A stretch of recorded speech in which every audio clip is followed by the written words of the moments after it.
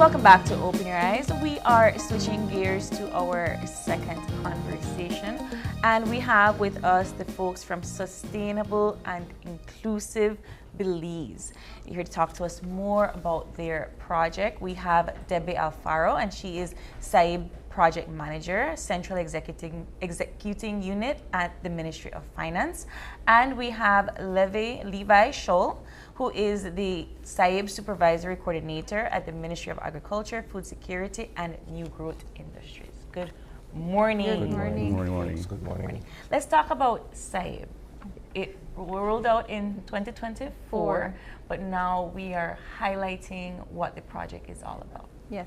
So the Sustainable and Inclusive Belize, the objective of the project is to increase the income and also to promote sustainable livelihood for the agriculture and tourism sector.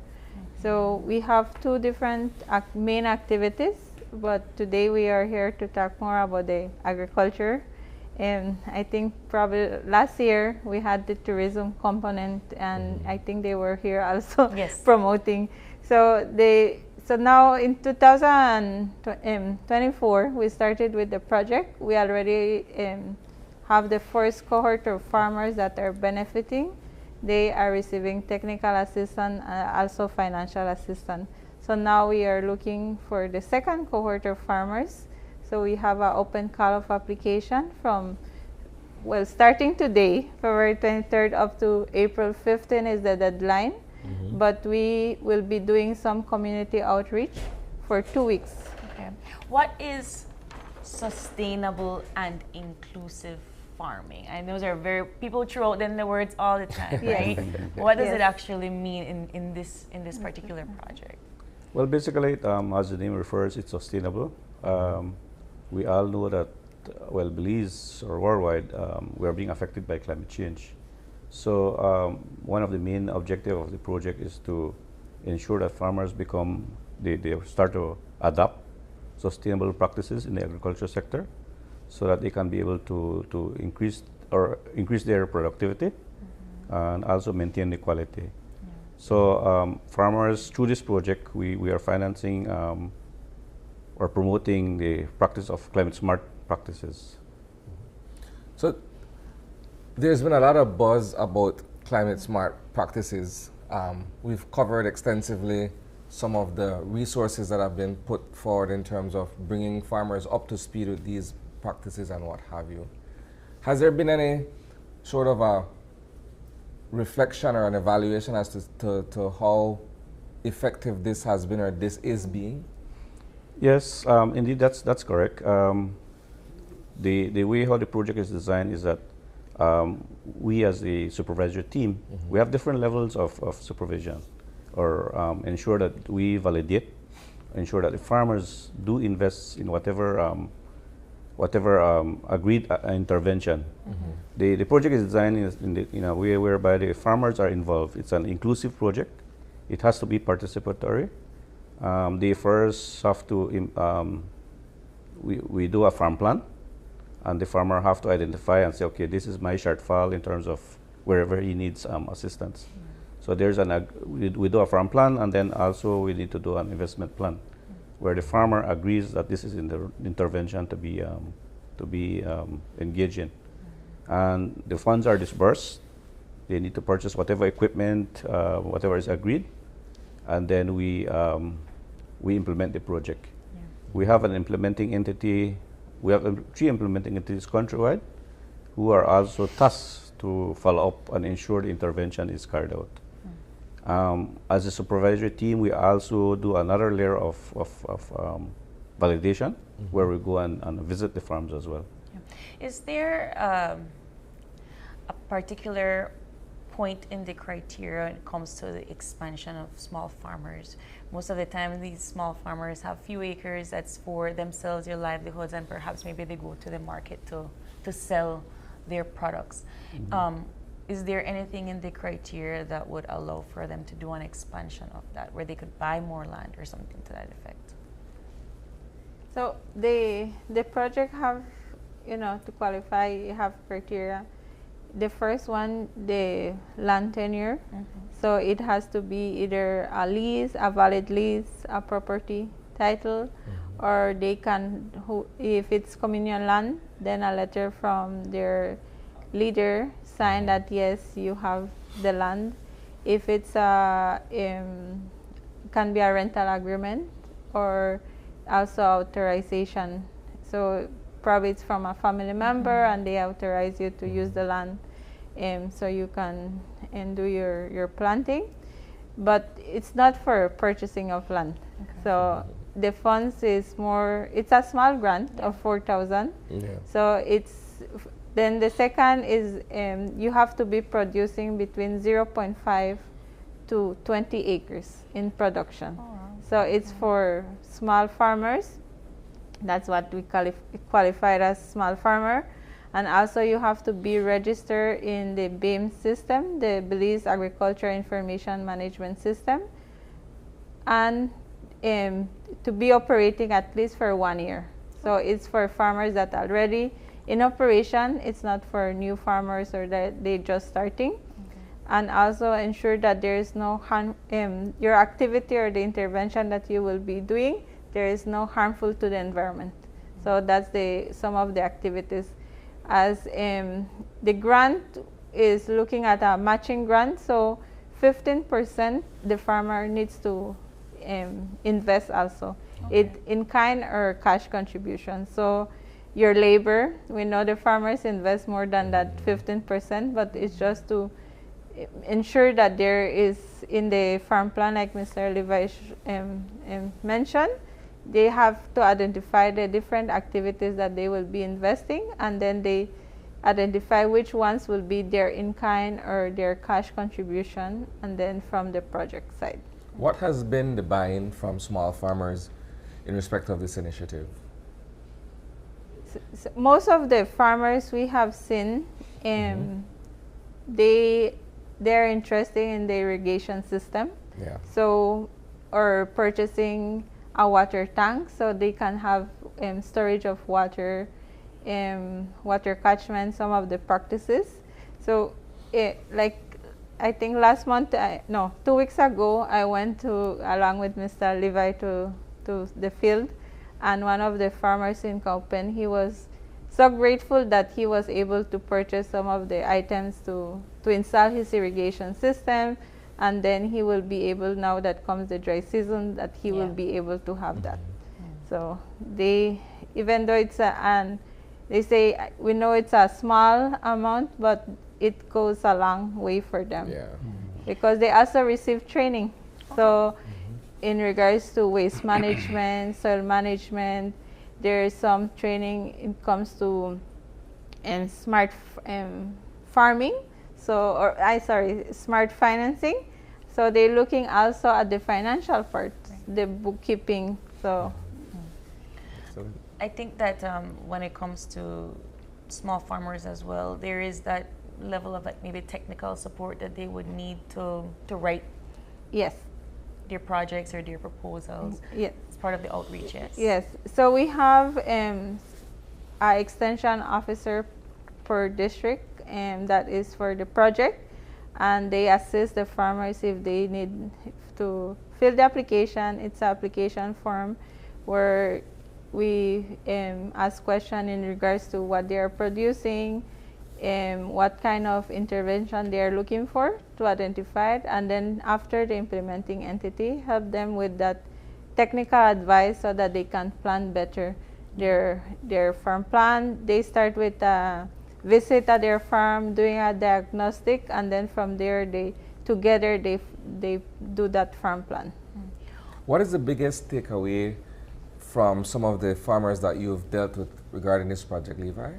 Well, like Ms. Debbie mentioned, one of the part of the program is the technical assistance, and it's a one-to-one relationship between the implementing entity, whereby they receive technical advice. Additionally to that, part of the project is that it also caters for farmer field school, whereby farmers can be able to gather and share their experiences. So that's an activity as well. The project also does, or we're doing some exchange programs where we can bring farmers from, let's say, Toledo, bring them to Cayo so that they can be able to visually see how the irrigation system works. And like what it's being mentioned, that farmers are really grateful for the assistance that they're receiving. What's Saib's overall goal for impact when it comes to carrying out these projects? The overall objective is one, like we mentioned, it's to increase the income of farmers. Secondly, we need to ensure that we do it, or we advise farmers to do it in a sustainable way. Environmental sustainability is very key. So that's one of the main objective of the project. That requires a cultural and a behavioral shift. Yeah. Because when you look at some of the traditional practices in terms of farming and what have you, not all of it would comply with sustainability, right? Especially if you think about slash and burn, for instance. How do you get them to move away from what they know to what works best in terms of environmental sustainability? Yeah, that's very true. Culture is very a key thing that we keep in mind. But like I mentioned, the farmers now are cognizant that the impacts of climate change is real. For example, down south, there used to be a season where there's a dry and wet season, but now the whole climatic conditions change. So they are realizing now that they are losing, they make some loss, and so they need to adapt. Yeah. I was very impressed where the farmers are saying, again, like down south, they at first they didn't had to use irrigation, or there's no need for that. But now with this, they have prolonged dry season, so now they really have a lot of interest. So we could see a shift. I'm not sure if it's voluntarily, but it's more forceful now. Yeah. So it's there. Up north, we see there's a shift as well in terms of diversification. With the sugarcane industry right now, with this disease, farmers are diversifying. Some of them are diversifying into livestock or even vegetable. How is there like a maximum cap at how many persons can would get this grant? Yes. So for the entire project is 1,500 small farmers. So we already have a first cohort of 666 farmers. So we are looking for the balance. We are encouraging female farmers to apply because our target is 375 female farmers. So in the first cohort, we had around 150 female farmers. So we are encouraging female farmers to apply for this. Is it something that you see women gravitating to, or is it still very much a male-dominated initiative? I would say it's still a male-dominated. But like what we're saying, one of the things is that we're trying to prioritize women involvement. I think I see more women doing like kitchen gardens or like beekeeping and those different avenues of agriculture, the backyard agriculture. So you want to kind of level them up a little bit. So we're looking at the crops and also livestock. So if it's even beekeeping, they can apply. And we have seen some female farmers that apply that they growing chicken, local chicken, or selling eggs, local eggs, livestock also. Even I was surprised. I was telling Mr. Scholl because some females have cattle. Yeah. So I was always, it's more work or dealing with those animals. But we have some females that are doing in the cattle. I also noticed just previously on the screen there that you'll be doing consultations in Belize City starting next week. Yes. Can you talk a little bit about that? Okay. So we starting today at Sand Creek, then we're going to Toledo, and then the next week we will be here in Belize District, Corozal, and also Cayo. Yes. So in Belize district, we will start with the Birmingham Landing, The River Valley area. River Valley area. That's where we will start, and also Willows Bank Community Center. That's March 2nd. Yes. So, Mr. Schultz, you want to Yes. continue? Yes, then March 3rd will be at the Bomba United Farmers Co-op in the morning at 9:30, and then 1:30 locust strike. All right. Followed by the following day, we'll conclude Belize District at Crooked Tree in the morning and Sun Hill Community Center. And these are just to inform Correct. the communities that you are here and that you have these grants. to And they can, any questions that they have. But also we'll be at the San Narciso Agriculture Trade Show. That's the 7th and the 8th. And the extension officers will be there, so we'll actually be helping people if they want to fill the application. Before you leave, finally, for me, the application process, once they fill the application form, once they have all of the required documents, where do they take it? Okay. At any of the agriculture offices, we have, agriculture have their extension offices countrywide.